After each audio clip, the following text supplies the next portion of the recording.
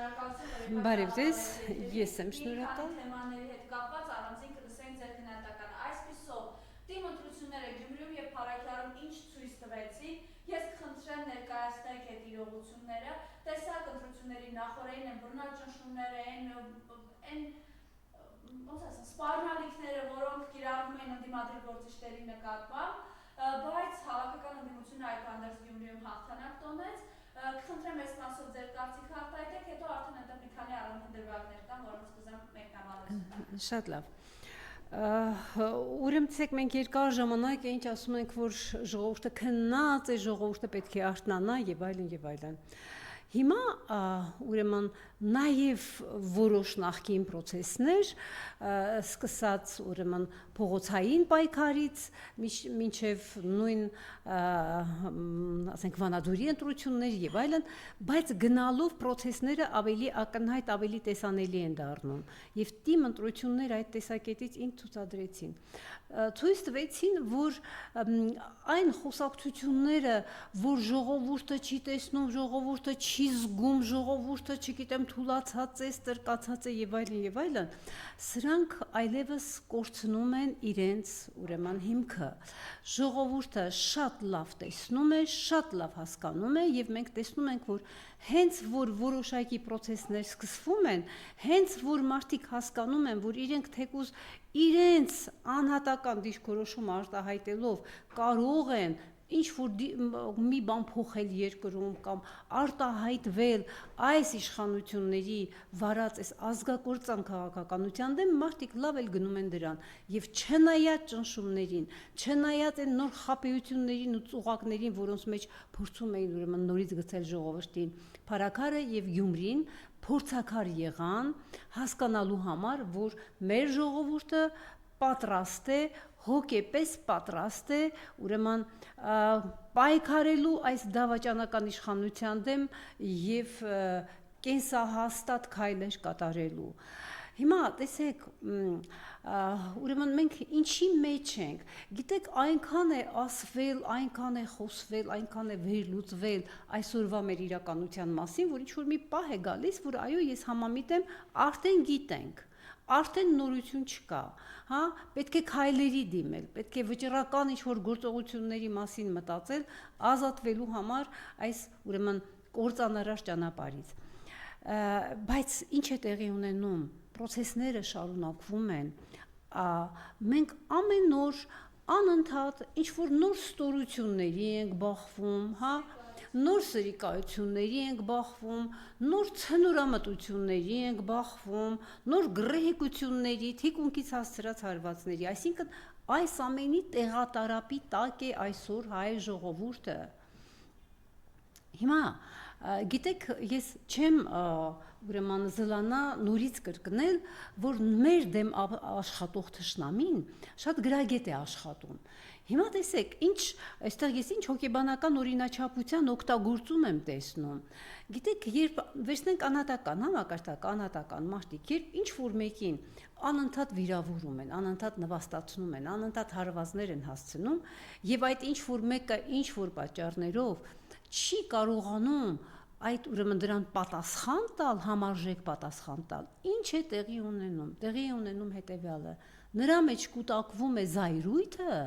կուտակվում է աշճանաբար գնալով ամեն մի հարվածից հետո, բայց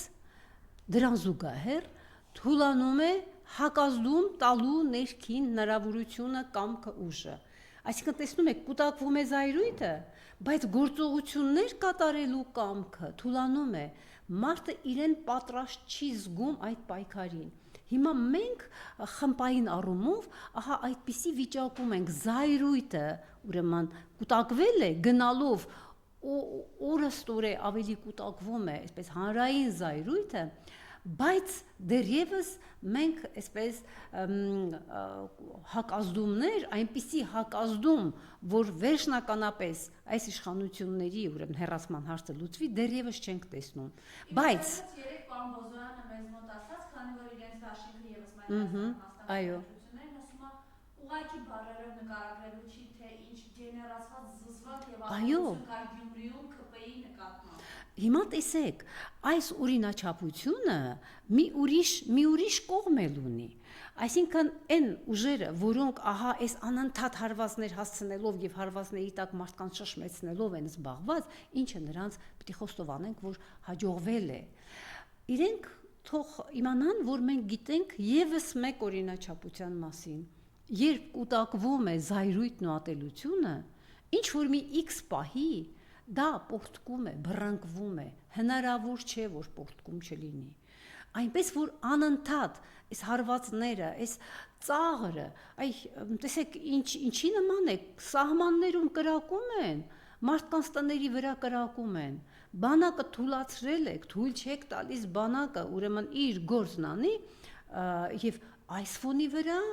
ինչ են անում, հեծանիվ են քշում երկրի ղեկավարը եւ մարդկանց 44-օրյա պատերազմի ժամանակ մոլորության մեջ գցող այդ ուրեմն անձնավորությունը, այսինքն սա ինչ է ծաղր է,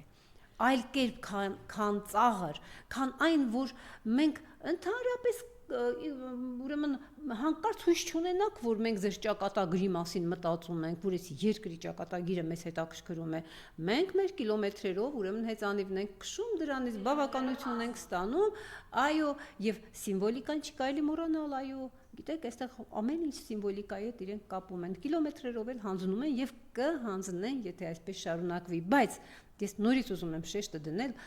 այդուհանդերձ ժողովրդի գիտակցությունը այդ կապանքներից ազատագրվում է։ Հիմա երևի մատների վրա կհաշվես մարդկանց, ովքեր դեռևս, այսպես ասած, նիկոլապաշտությամբ են զբաղված կամ ինչ-որ բաներ են բերում Նիկոլը լավն է, թիմն է վատը, կադրես չունի, չգիտեմ ինչ, թողեք աշխատեն, սրանք արդեն հնոտի են դարձել։ Մարդիկ են նույնիսկ այսպես, փակված մտածողությամբ մարդիկ գոնե լռում են, գոնե այլևս ինչ-որ պաշտպանություն, ինչ-որ բաներ չեն ասում, այսինքն բոլոր սրիկայություններից, բոլոր գրեհիկություններից, ցնորամտություններից անկախ ժողովրդի գիտակցությունը արթնանում է եւ սա շատ հուսադրող է։ Քանի որ այդ անձին անդրադարձակ, Տիկին Նալշաջյան, Արծուն Հովհաննիսյանի հոգեբանական բնութագիրը ինչպես կտակ։ Գիտեք, մի տեսակ ես իր մեջ շատ ինքնասիրահարվածություն եմ տեսնում եւ իմ մեջ տպավորվել է, թե ոնց է ինքը այսպես ծխամորճով, տարբեր պոզաներով, իմաստունի, այսպես խոհական, տարբեր այսպես կերպարներով մի ժամանակ նկարվում էր այդ եւ ուրեմն հանրությանն էր այսպես մատուցում իր այդ խոհական իմաստունի կերպարի մեջ նկարները, ուրեմն վաղուց անցել են մի տեսակ գավառական դերասանի տպավորություն էր ընդամենը թողնում եւ հիմա տեսեք ուրեմն կոնֆորմիզմի բան հասկանում եք կշերքի նժարը որտեղ ծանր է մարդը հայտնվում է այնտեղ բայց գիտեք ինչ ես չեմ գտնում որ իր մասին արժի այդպես երկար խոսել որովհետեւ ինքն հերթական կոնֆորմիստներից մեկն է եւ չարժի